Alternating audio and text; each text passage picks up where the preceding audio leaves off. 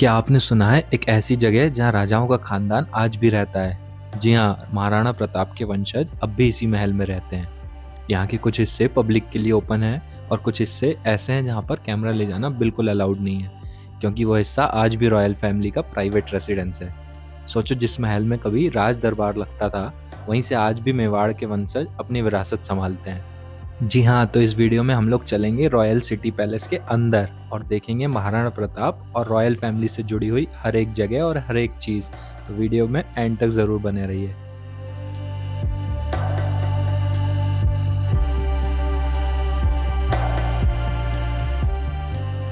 तो चलो, सबसे पहले हम लोग काम की बात करते हैं, यानी कि टिकट प्राइस की। जब हम लोग टिकट लेने पहुंचते हैं तो हम लोग भी टिकट प्राइस देख के खुश हो जाते हैं, क्योंकि टिकट प्राइस हमें दिखता है 50 रुपीज़ ओनली। लेकिन ट्विस्ट तो इसके बाद आता है। एक्चुअली में 50 रुपीज़ टिकट है ओनली फॉर कॉम्प्लेक्स विजिट, यानी कि आप लोग 50 रुपीज़ में सिर्फ महल को बाहर से देख सकते हैं। अगर महल को अच्छे से अंदर से पूरा एक्सप्लोर करना है तो उसकी टिकट है 450। तो भाई, टास्क अभी ख़त्म नहीं हुआ है। टिकट काउंटर यानी कि मेन गेट से हमारा जो महल है यानी कि सिटी पैलेस, वो लगभग 1 किलोमीटर दूर है। वहाँ तक पहुँचने के 2 ऑप्शंस हैं। या तो आपकी हिम्मत है तो आप पैदल चल के जाइए, या फिर आप लोग टॉय ट्रेन से भी जा सकते हैं। टॉय ट्रेन की टिकट्स है 50 रुपीज़ पर पर्सन। तो भाई, टिकट्स इतनी सस्ती हैं तो देर क्यों करना है, चलो पैदल निकल लेते हैं। तो सिटी पैलेस तक हम लोग जब पैदल जाते हैं तो रास्ते में हमें दोनों तरफ पुरानी बिल्डिंग्स और कई हेरिटेज स्टाइल के स्ट्रक्चर्स देखने को मिलते हैं, और सब कुछ काफ़ी ज़्यादा रॉयल लगता है। और फिर थोड़ी दूर चलकर एक ऐसा पॉइंट आता है जहाँ से लेक पिचोला क्लियरली विजिबल हो जाती है। और उसके बीच में जो महल टाइप हमें स्ट्रक्चर दिख रहा है वो पहले पैलेस होता था, यानी कि समर पैलेस।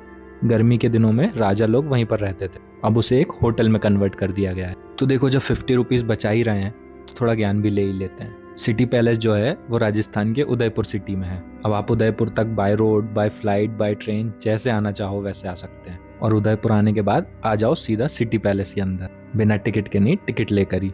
तो सिटी पैलेस जो है वो महाराजा उदय सिंह जी ने बनवाया, और उसके बाद कई राजाओं ने इसमें और भी कई काम करवाए। और महाराणा प्रताप जी से जुड़ी हुई सारी चीजें अभी भी यहीं पर रखी गई हैं। तो ये है सिटी पैलेस का वो हिस्सा जहां महाराणा प्रताप जी के वंशज यानी कि महाराज श्री लक्षराज सिंह मेवाड़ और उनकी फैमिली यानी कि रॉयल फैमिली आज भी रहती है। सिटी पैलेस का लगभग 40% एरिया प्राइवेट एरिया है, जहाँ पर हम लोग तो नहीं जा सकते हैं, वहाँ पर रॉयल फैमिली रहती है। बाकी अराउंड 60% जो एरिया है वो पब्लिक के लिए हमेशा ओपन रहता है, जहाँ पर बाकी चीज़ें हमें देखने को मिलेंगी। तो फाइनली पैदल चलकर हम लोग पहुँच चुके हैं सिटी पैलेस के सामने के एरिया में, जहाँ से पूरा पैलेस का फ्रंट व्यू नज़र आता है। यहाँ से देखने पर लगता है कि महल कितना बड़ा और कितना आलीशान है।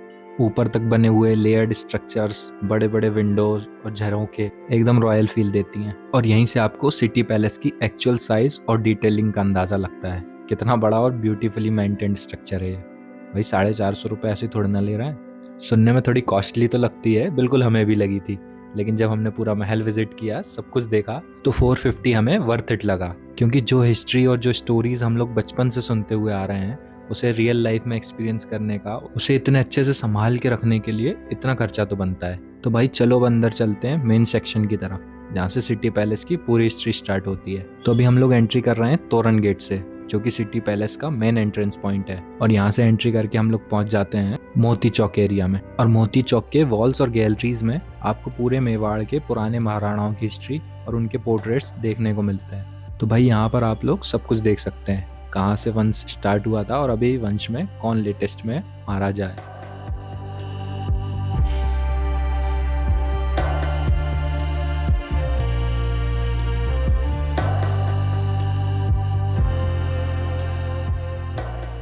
तो अब हम लोग आ चुके हैं सलाखाना गैलरी में, जिसे आर्मरी म्यूजियम या फिर आर्म्स म्यूजियम भी कहा जाता है। ये सिटी पैलेस का वो पार्ट है जहाँ पर मेवाड़ के महाराणाओं के यूज किए गए असली हथियार और आर्मर्स रखे गए हैं।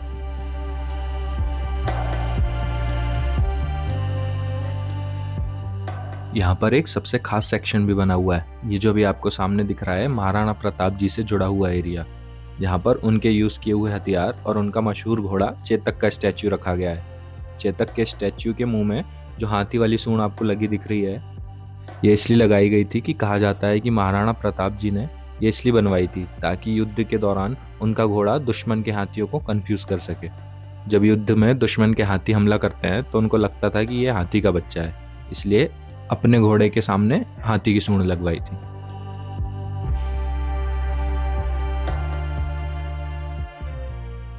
तो यहाँ पर आपको पुराने समय के तलवारें, ढाल, भाले, तीर कमान और साइड में पहनने वाले आर्मर्स सब कुछ रखे मिलते हैं। और सबसे इंटरेस्टिंग बात यह है कि इनमें से कई हथियार और रॉयल चीज़ें जो थी वो प्योर गोल्ड से भी बनी होती थी। उन पर नक्काशी और ज्वेल्स भी लगे होते थे जो कि उस समय की शान दिखाते हैं।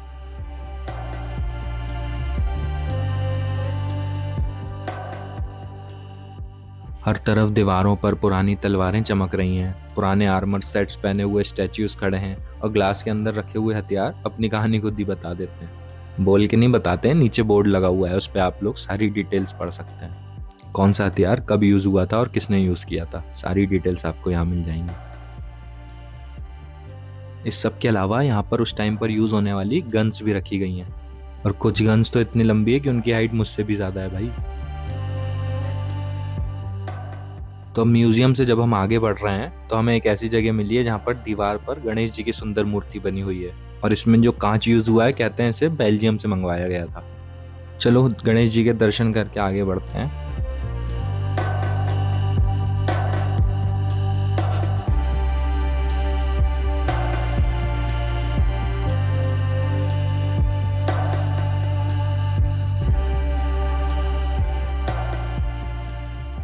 अब हम लोग पहुंच गए सिटी पैलेस के सबसे पुराने और हिस्टोरिकल पार्ट में।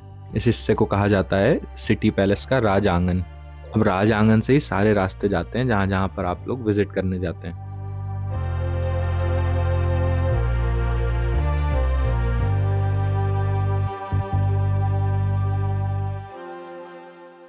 तो अब राज आंगन से आगे बढ़ते हुए हम पहुंचते हैं महाराणा प्रताप जी के कक्ष में, यानी कि वो रूम जहां पर उनसे जुड़ी हुई यादें संभाल कर रखी गई हैं। यहाँ पर आपको महाराणा प्रताप जी की तस्वीरें, उनके जीवन से जुड़ी हुई पेंटिंग्स और उनके लड़ाई के दौरान के कुछ इंपॉर्टेंट सीन्स जो कि पोर्ट्रे किए गए हैं। वॉल्स पर उनके हल्दी घाटी के युद्ध की पेंटिंग्स भी लगी हुई हैं, जिसमें उनका और उनके घोड़े चेतक का वीरता से भरा हुआ मूवमेंट दिखाया गया है। तो अब हम लोग आ गए हैं बाड़ी महल में, जिसे सिटी पैलेस का काफी ऊंचा हिस्सा माना जाता है। इसको गार्डन पैलेस भी बोला जाता था क्योंकि ये महल थोड़ा सा ऊपर की तरफ बना हुआ है और यहाँ पर एक छोटा सा ब्यूटीफुल गार्डन एरिया भी है।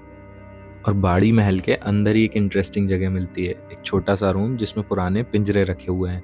ये पिंजरे असल में कबूतर घर थे, जहाँ से पहले कबूतर के जरिए संदेश से भेजे जाते थे, और उस टाइम पर इसे ही पोस्ट ऑफिस कहा जाता था। देखो, कुछ लोग कहते हैं कि बाड़ी महल जो है इसको महाराणा या महाराजा लोग जो है समर पैलेस के रूप में भी यूज करते थे, क्योंकि यहाँ पर थोड़ी ठंडक बनी रहती है और हवा भी काफ़ी अच्छी चलती है। और कुछ लोगों का कहना है कि यहाँ पर होली या इस टाइप के कुछ फेस्टिवल्स मनाए जाते थे, क्योंकि बीच में एक छोटा सा तालाब बना हुआ है, इसे फिल कर देते थे और उसके बाद यहीं पर फेस्टिवल्स एंजॉय करते थे। और इंटरेस्टिंग बात क्या है, यहाँ पर खड़े होकर आपको लगता है कि आप ग्राउंड फ्लोर पर खड़े हैं, इतने बड़े बड़े पेड़ लगे हुए हैं, जबकि ये ग्राउंड फ्लोर नहीं बल्कि महल का सेकेंड या थर्ड फ्लोर है। बाड़ी महल की एक और खास बात है, यहाँ की विंडो या फिर बालकनी से लेक पिचोला का काफ़ी अच्छा व्यू देखने को मिलता है, अगर भीड़ ना हो तो।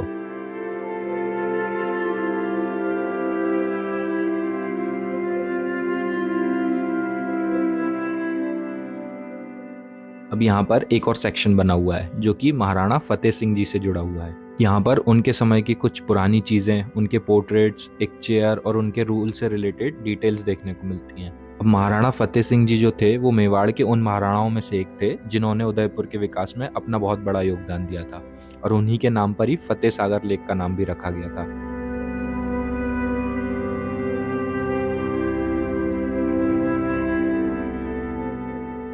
तो अब यहाँ से आगे बढ़ते हुए हम लोग पहुंच गए हैं पेंटिंग एरिया और शीश महल में, जो कि सिटी पैलेस का एक बहुत ही खूबसूरत और रॉयल सेक्शन है। यहाँ की वॉल्स और सीलिंग्स पर छोटे छोटे मिरर के पीसेस लगाए गए हैं और उनसे डेकोरेट किया गया है। इस पर लाइट्स पड़ती है तो काफी ज्यादा चमकती है।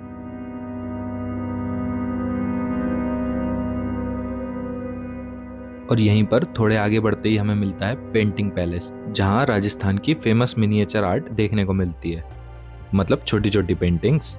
वॉल्स पे बनी हुई ये पेंटिंग्स इतनी डिटेल्ड होती हैं कि इनमें महाराणाओं के दरबार, फेस्टिवल्स और डेली लाइफ के कई सीन दिखाए गए हैं। यहाँ पे लगता है भाई कि मेवाड़ के लोग सिर्फ योद्धा ही नहीं थे बल्कि कला और कल्चर के भी रखवाले।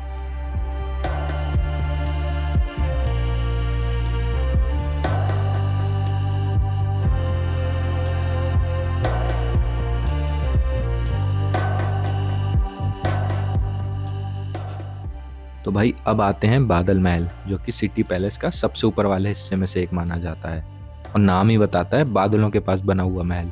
यहाँ पर खड़े होके पूरा उदयपुर सिटी का नज़ारा दिखाई देता है। पुराने टाइम में ये जगह महाराणाओं का प्राइवेट रेस्ट एरिया के रूप में यूज होता था, जहाँ पर वो शांति से आसमान और लेक का नज़ारा लेते थे। तो ओवरऑल बादल महल सिटी पैलेस का एक ऐसा पार्ट है जहाँ से उदयपुर का सबसे रॉयल और पीसफुल व्यू मिलता है।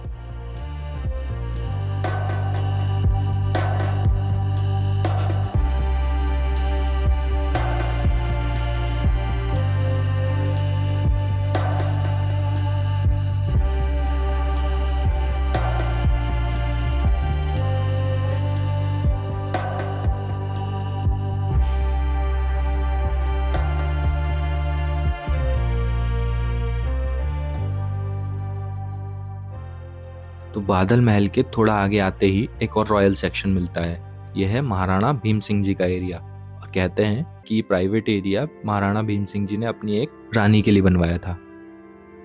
तो अब हम लोग पहुंच गए हैं सिटी पैलेस के उस हिस्से में जो कि महाराणा भूपाल सिंह जी से जुड़ा हुआ है।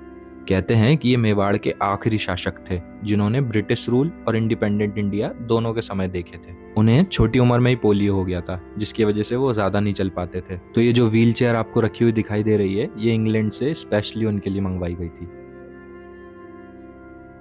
अब आगे बढ़ने पर हमें एक बहुत ही इंटरेस्टिंग और पवित्र सिंबल देखने को मिलता है, गोल्डन सन, यानी कि सोने का सूर्य। ये एक प्योर गोल्ड से बना हुआ सूर्य देव की छवि है, जो कि मेवाड़ के महाराणाओं के लिए शक्ति और परंपरा का प्रतीक माना जाता था। अब यहाँ से आगे बढ़ते हुए हम लोग पहुंच जाते हैं मयूर चौक, जिसे दीवाने खास भी कहा जाता है, और ये जगह सबसे ज्यादा रॉयल फील देती है। पुराने समय में ये वही एरिया था जहाँ पे राजा रानी ऊपर की बालकनी से बैठकर डांस परफॉर्मेंस और कल्चरल प्रोग्राम्स देखा करते थे। और इस जगह का नाम मयूर चौक इसलिए पड़ा क्योंकि यहाँ की वॉल्स और सीलिंग्स पर मोर यानी कि पीकॉक के डिजाइन बनाए गए थे, और उसमें यूज होने वाले कांच बेल्जियम से मंगवाए गए थे। ये जो सामने का सेक्शन आपको दिखाई दे रहा है, इसे कहते हैं मानक महल, जो कि सिटी पैलेस का एक काफी खूबसूरत सेक्शन है। तो कहा जाता है कि इसी जगह पर राजा लोगों का डाइनिंग एरिया भी हुआ करता था। तो भाई ये था हमारा सिटी पैलेस का कंप्लीट टूर। कमेंट्स में ज़रूर बताना कौन सा हिस्सा आपको सबसे ज़्यादा अच्छा लगा है। सब्सक्राइब नहीं किया है तो प्लीज़ अभी करके जाओ भाई, तभी तो नेक्स्ट वीडियो दिखाई देगी। मिलते हैं नेक्स्ट वीडियो में।